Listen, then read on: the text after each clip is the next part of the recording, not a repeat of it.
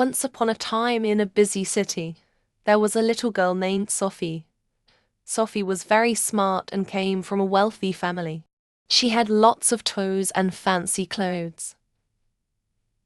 But she often felt lonely, even though she was clever. One sunny day, Sophie's best friend, Lily, had to move to another city. Sophie felt very sad and alone. She tried to make new friends, but it wasn't easy. Some kids were jealous of her, and others only wanted to be friends because of her family's money. This made Sophie feel even lonelier. Sophie didn't believe in God. She thought everything in the world could be explained by science and facts. To her, the idea of God was just a fairy tale. She loved reading books about space, science, and history, always curious to learn more. One afternoon, while walking through the park near her house, Sophie noticed a small, cozy-looking building. It was a chapel, and its doors were open. Curious, she stepped inside. The chapel was peaceful and filled with soft light coming through the colorful stained glass windows. An elderly woman with kind eyes and a warm smile greeted her. "Hello, dear. I'm Mrs. Thompson, the chaplain here," the woman said. Sophie introduced herself and told Mrs. Thompson about her struggles with loneliness and making friends. Mrs. Thompson listened patiently and invited Sophie to visit the chapel whenever she wanted to talk. Sophie started visiting the chapel regularly. She enjoyed the quiet and the friendly conversations with Mrs. Thompson. One day, Mrs. Thompson handed Sophie a small, worn Bible. "Why don't you read this? You might find some interesting stories," she suggested. Sophie took the Bible home, not expecting much.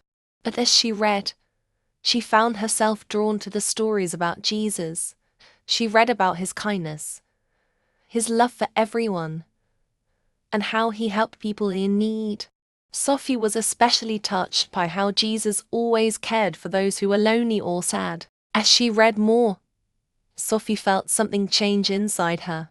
She started to understand that believing in Jesus was about having hope and knowing that someone always cared for her, even when she felt alone. Sophie began to pray, asking Jesus for help with her troubles. One Sunday, Sophie decided to attend the chapel service.